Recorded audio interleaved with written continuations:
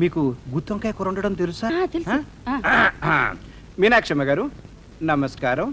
మీరు గుత్తి వంకాయ కూర వండడంలో అనుభవజ్ఞులని మేము తెలుసుకున్నాం. మీ గుత్తి వంకాయ కూర తినాలని అర్జెంటుగా ఎదురు చూస్తున్నామా టీవీ ప్రేక్షకుల కోసం మీరు సవిస్తరంగా వివరిస్తారా? మొదట నవనవలాడే వంకాయల్ని శుభ్రంగా కడిగి పెట్టుకోవాలి.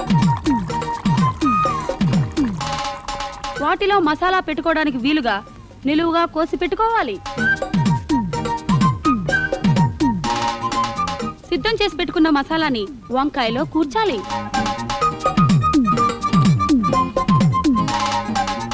మూకిడిలో నూనె పోసి అందులో వంకాయలు వేసి వేపాలి.